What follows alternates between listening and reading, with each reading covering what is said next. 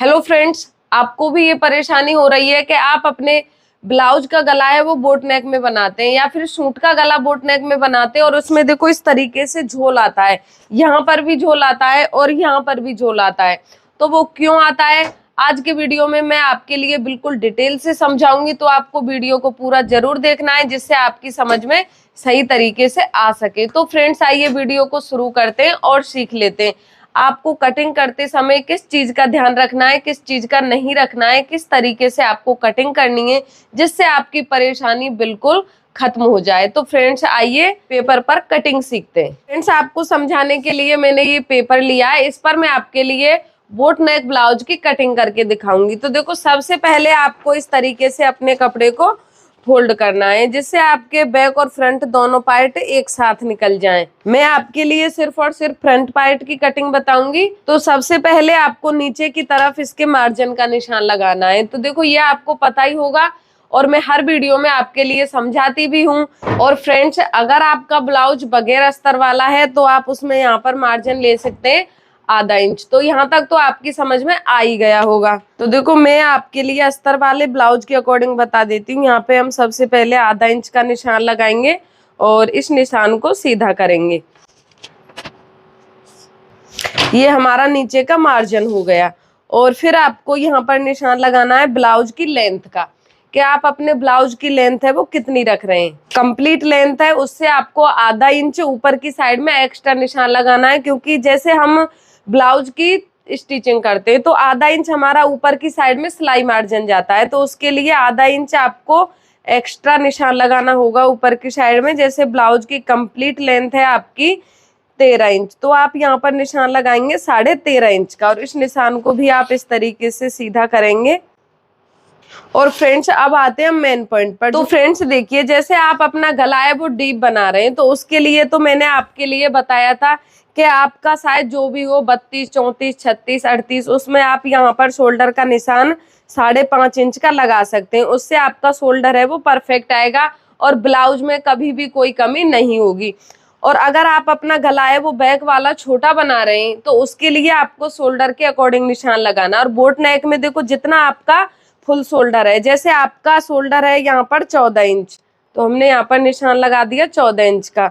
तो जैसे ही आप अपने ब्लाउज की कटिंग करेंगे, ये मैं बोट नेक के हिसाब से बता रही हूँ, जैसे आप अपने ब्लाउज की कटिंग करेंगे तो यहाँ पर आप उसमें से 1 इंच माइनस करेंगे। तो आप निशान लगाएंगे यहाँ पर 6 इंच का। पूरा पूरा आप 7 इंच का निशान नहीं लगाएंगे।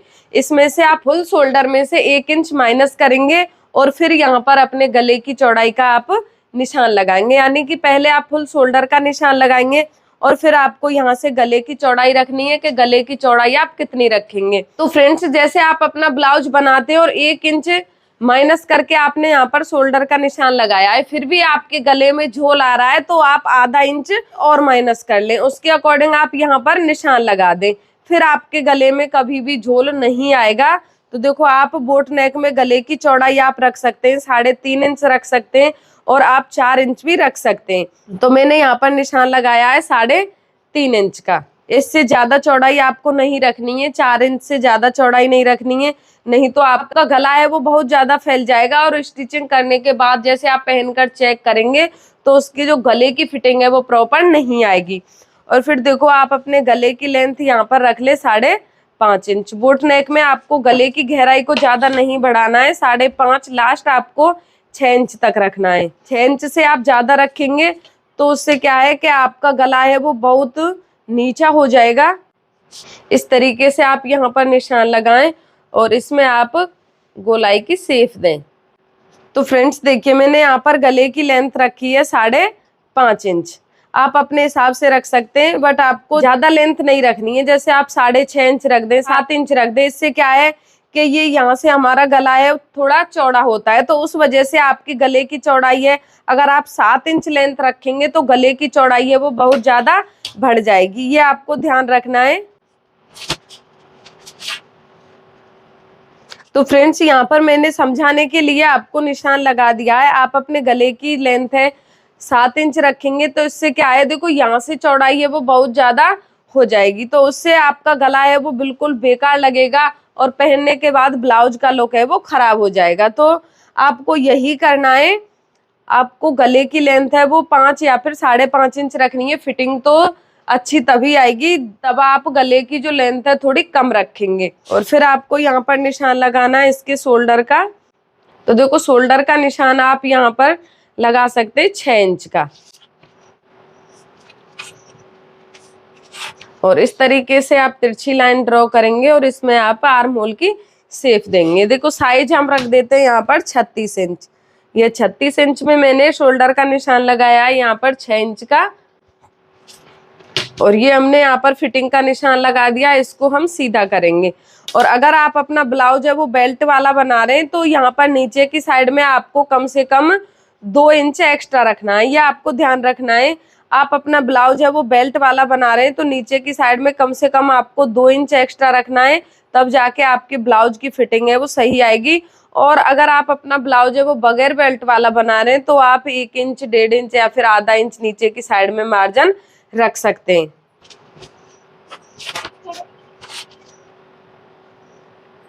तो फ्रेंड्स ये आपकी समझ में आ गया होगा कि आपके ब्लाउज के गले में अगर झोल आता है, जैसे आप अपना ब्लाउज है वो बोट नेक में बना रहे हैं और गले में आगे की साइड में झोल आता है तो आपको उसे कैसे सही करना है।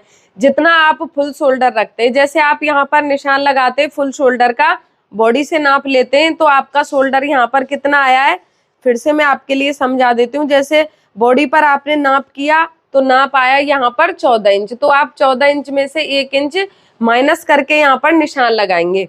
पहले आप उसका हाफ निकालेंगे, फिर 1 इंच उसमें से माइनस कर देंगे, फिर आप यहाँ पर निशान लगाएंगे। ये आपको ध्यान रखना है। और फिर भी अगर आपके गले में झोल आता है तो आप आधा इंच और माइनस करेंगे, फिर आपके गले में कभी भी झोल नहीं आएगा, ना ही आर्म होल में झोल आएगा और ना ही गले में आएगा। तो अब मैं आपको इसकी कटिंग करके बता देती हूँ।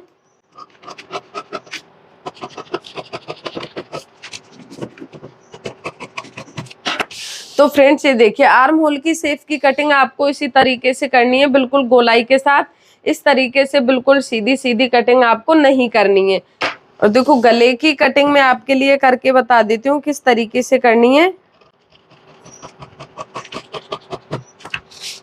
तो देखो इसका फाइनल लुक आप देख सकते हैं।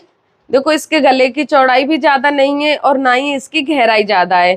तो अगर आप इस तरीके से अपने गले की कटिंग करेंगे तो आपके गले में कभी भी झोल नहीं आएगा, ना ही इस तरीके से देखो पहनने के बाद ना ही इस तरीके से आपको दिखाई देगा।